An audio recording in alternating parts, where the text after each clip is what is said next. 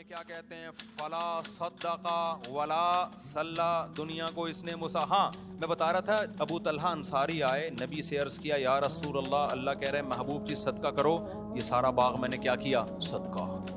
ہمارے نبی نے فرمایا بخن بخن واہ واہ ذاک مال رابح، تو بڑا قیمتی مال ہے، پوری پراپرٹی اٹھا کے لے آئے۔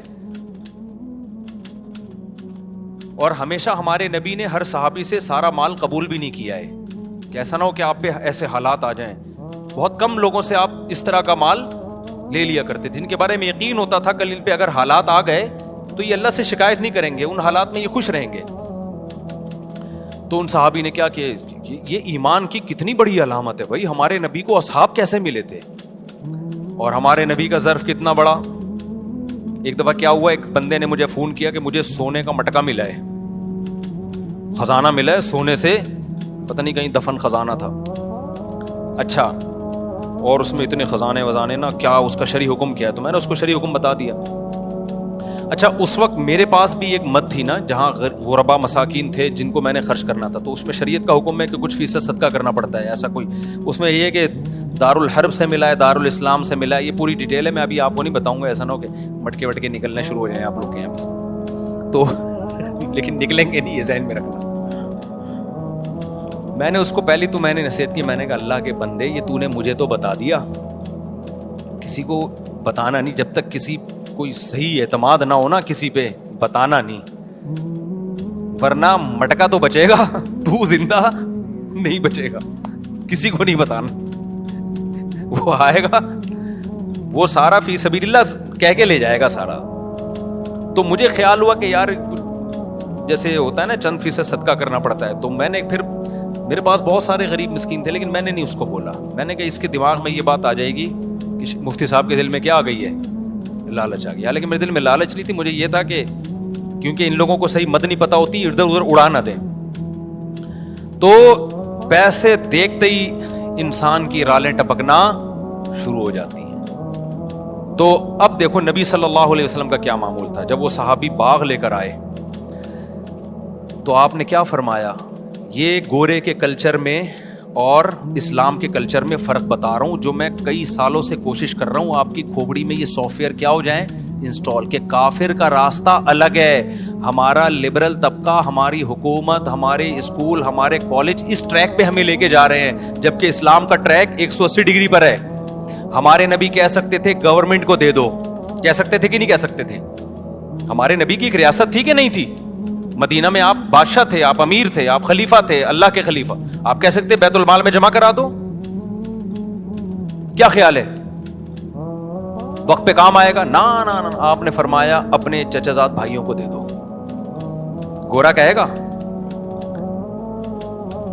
بولو نا، یورپ کی گورنمنٹ کہے گی اپنے چچا زاد بھائی کو دے دو، امریکہ کا صدر کہے گا، روس کا صدر کہے گا اپنے چچا زاد بھائی کو دے دے؟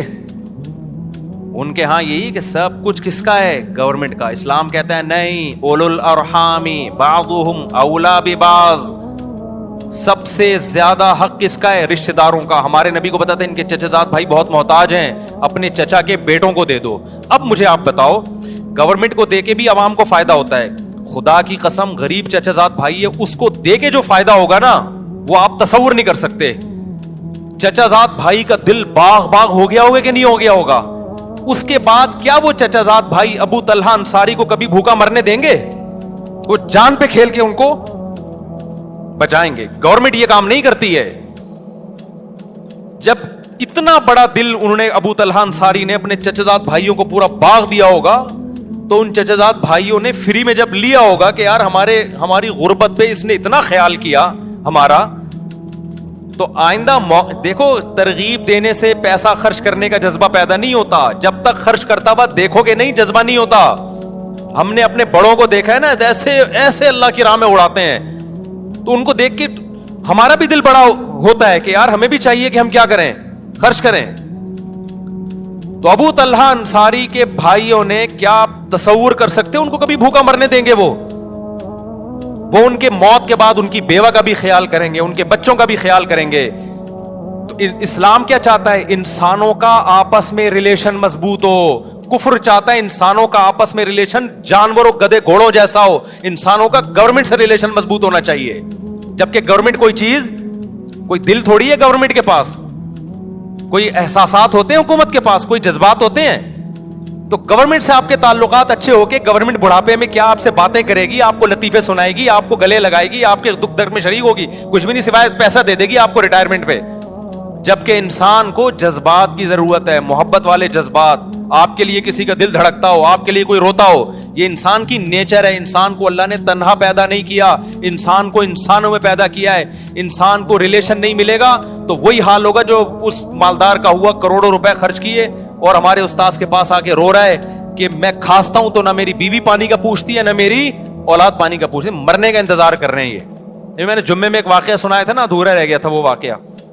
वो हमारे एक दोस्त थे, जामिया रशीद में ड्राइवर हैं वो पहले डिफेंस में कहीं चौकीदार थे। मैंने उससे पूछा, यार आपने डिफेंस में चौकीदारी क्यों छोड़ दी? कह रहे हैं यार ऐसा वाकया, वो हमारा खोपड़ी घूम, पठान था वो, कह रहा हमारा खोपड़ी घूम गया। मैंने कहा कैसे घूम गया भाई तुम्हारा खोपड़ी? कह रहे हैं यार मैं जिस घर में चौकीदारी करता हूँ सेठ का इंतकाल हो गया, उस घर के सेठ का इंतकाल हो गया। तो एम्बुलेंस आई, जनाजा रात को 2-2:30 बजे।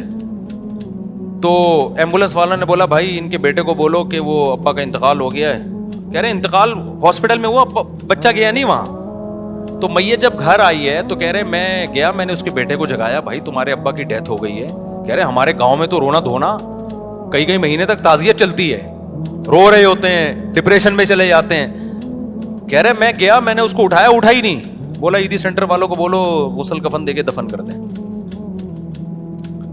और ये वाकया भी 20-25 साल पुराना है। अब तो और तरक्की कर ली है भाई डिफेंस ने। अब तो ये छिछूरपना भी नहीं है कि ईदी, वो सारे डिफेंस वाले ऐसे नहीं है भाई, बहुत से अच्छे भी है जो बयान सुनते हैं हमारा, उनके अलावा की बात कर रहा हूं। तो कह रहे कि ये हाल, कह रहे मैंने कहा यार ये इंसान का बच्चा है, ये तो इससे तो गधा अच्छा होता है।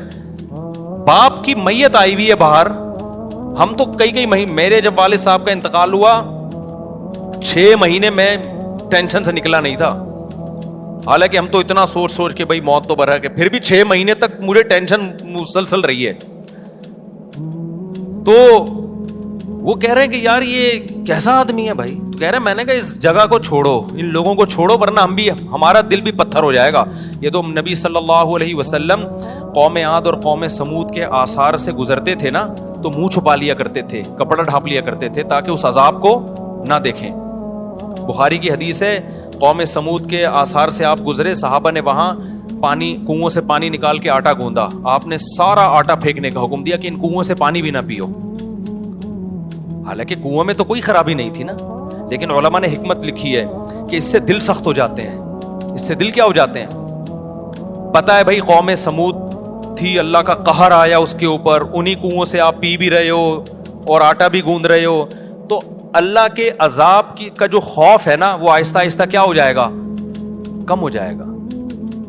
तो ये हिकमत थी इसमें। तो ऐसे इलाकों में, इलाका तो डिफेंस में तो हर तरह के लोग हैं, अच्छे भी बुरे लोग भी, लेकिन ऐसी जगह चौकीदारी करना जहां इस तरह के लोग रहते हो।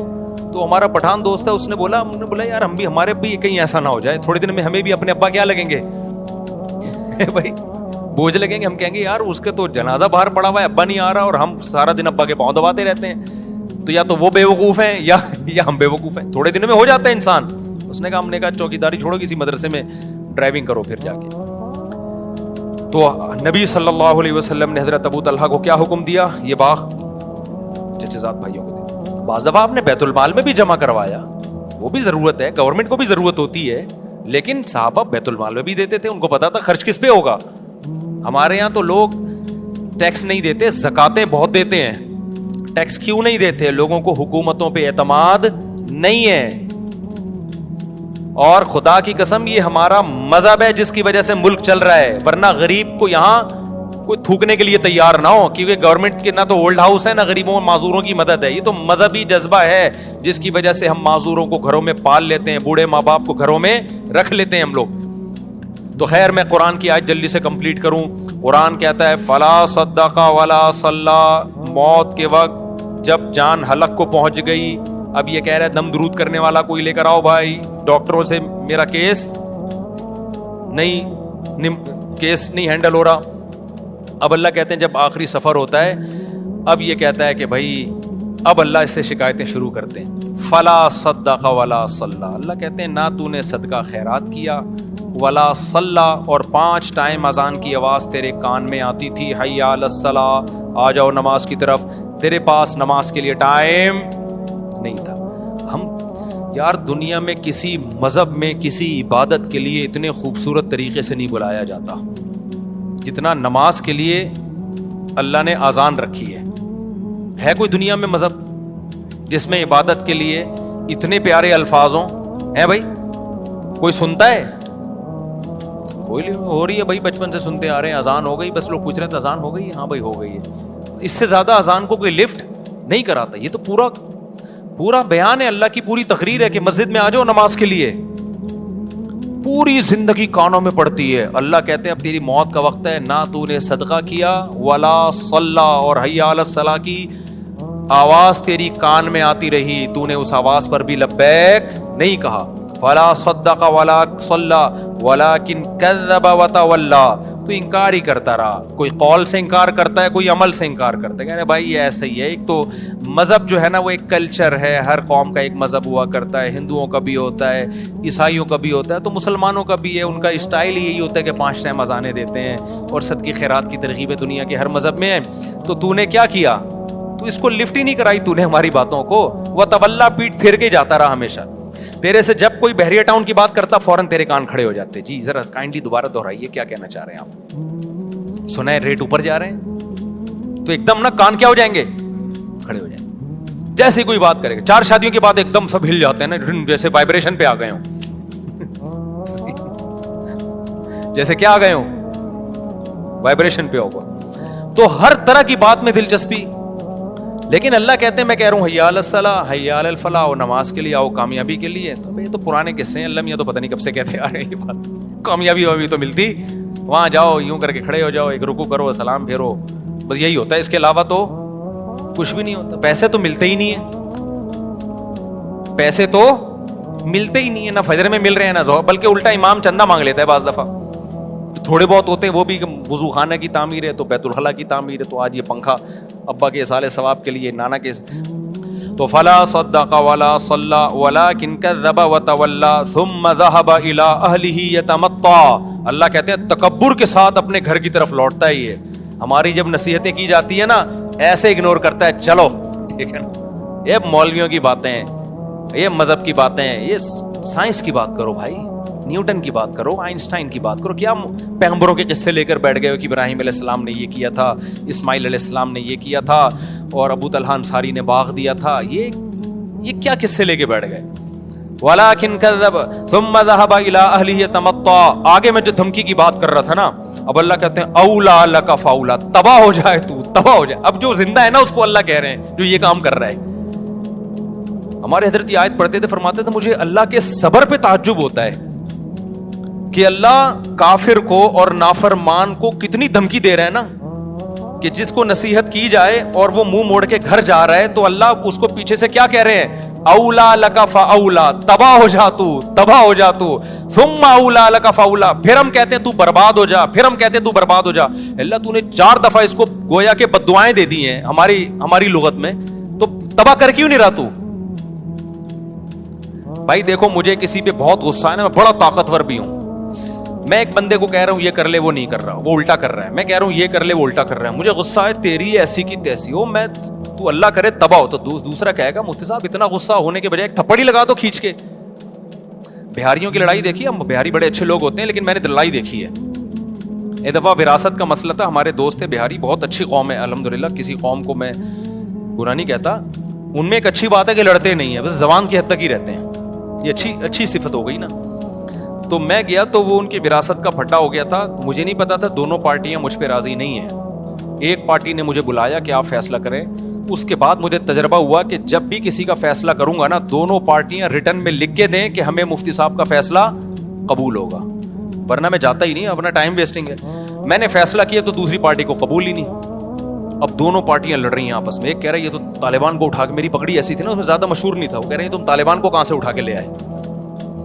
یہ 2007 یا 2008 کی بات ہوگی.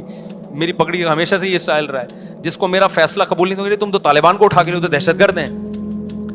میں نے کہا میں تو یہاں بیٹھا ہوا ہوں بھائی, تو پگڑی میری دیکھ کے نا, تو جو الزامات ان کے آ رہے تھے بارہ وہ لڑ پڑے نا. اب لاکھوں روپے کا ان کا کروڑوں کا پھڈا چل رہا ہے, لڑ رہے ہیں, میں تیری یہ کر دوں گا ایسی کی تیسی. دوسرا کہہ رہا ہے میں سوچ رہا ہوں یار یہ کچھ کرو نا یار, تم کیا ہے یار, ایک گھنٹہ تو مجھے ہو گیا تمہاری باتیں سنتے ہوئے. میں یوں کر دوں گا, وہ کہہ رہے ہیں میں یوں کر دوں گا, وہ کہہ رہے ہیں میں یوں کر دوں گا, وہ کہہ رہے ہیں میں یوں کر دوں گا. تو بھائی تھوڑا سا کرو بھی تو صحیح نا, بہت ہو گیا یار, ایک گھنٹے سے میں یہ سن رہا ہوں. وہ دوسرا کہتا تو کر کے دکھا, تو کر کے دکھا. وہ کہہ رہا ہے میں تو کروں گا, کہہ رہا ہے تو کر کے دکھا میں کروں گا. ایک گھنٹہ ہو گیا, مجھے لگا کہ بھائی یہ کچھ بھی نہیں کریں گے. مجھے اپنی پوزیشن پتا چل گئی کہ میرا فیصلہ ایک فریق مان رہا ہے, دوسرے کو تو میں طالبان لگ رہا ہوں. ٹھیک ہے نا, ہم نے کہا پتلی گلی سے کیا کرو, نکلو یہاں سے. تو اب اللہ میاں کا جو اسٹائل ہے, انداز ہے, وہ یہی ہے, دھمکیاں دے رہے ہیں اللہ میاں, اولا لک فاولا, چھوڑوں گا نہیں تجھے, صحیح نا, تباہ ہو جا تو, لک فاولا, پھر اللہ کہہ رہے ہیں تباہ ہو جا تو, ثم الاولا, پھر اللہ کہتے ہیں ثم کا لفظ, اللہ کہتے ہیں میں اپنی بات کو ریپیٹ کر کے کہتا ہوں, تو تباہ ہو گیا, تباہ ہو جا تو. یہ بددعائی کلمات ہیں, جب عرف میں ہم کسی کو کہتے ہیں اس کا مطلب ہم بددعا دے رہے ہیں. اللہ کرے تو مرے, یعنی اللہ خود اپنے آپ کو کہہ رہے ہیں کہ اللہ کرے کہ تو تباہ ہو جا. ثم اولا لک فاولا. تو ہمارے فرمایا کرتے تھے اللہ دھمکیاں دے رہا ہے. اب دیکھو ہم تو جب دھمکیاں دیں کریں کچھ نہیں تو ڈر کی وجہ سے نا, کہ بھائی زبان کی دھمکیاں ٹھیک ہے کر دیا, تو یہ تو ایسا نہ ہو کہ افورڈ کرنا مشکل. لیکن اللہ کے لیے تو کوئی مسئلہ نہیں ہے نا. اللہ جب دھمکیاں دے رہا ہے تو سوال پیدا ہوتا ہے, اللہ تجھے اتنا, جب تجھے غصہ آ رہا ہے, اللہ کو کتنا غصہ آتا ہے. قرآن کہتا ہے ان الذین کفروا ینادون لمقت اللہ اکبر من مقتکم انفسکم اذ تدعون الی الایمان فتکفرون. جب اللہ کے منکر جہنم کی آگ میں جلیں گے نا, تو روایات میں آتا ہے غصے سے اپنی انگلیاں چبائیں گے کہ ہم نے کیا کیا, یعنی ہم نے خدا کی بات سنی کیوں نہیں, ہم کتنا گھاٹے کا سودا کر کے آئے, یعنی ہمیں کیا ہو گیا تھا. اپنے آپ کو بھی بعض دفعہ گالیاں دیتا ہے نا انسان. تو قرآن کہتا ہے اللہ ان سے کہے گا کہ آج تمہیں اپنے اوپر جتنا غصہ آ رہا ہے, جب تمہیں ایمان کی اور خدا کی طرف بلایا جاتا تھا اور تم اسے اگنور کرتے تھے, ہمیں تم پر اس وقت اس سے بھی زیادہ غصہ آتا تھا, اس سے بھی زیادہ آتا تھا کہ میں کھلا رہا ہوں, میں پلا رہا ہوں, میں نے پیدا کیا اور تم میری نہیں مانتے, میرا انکار کرتے ہو.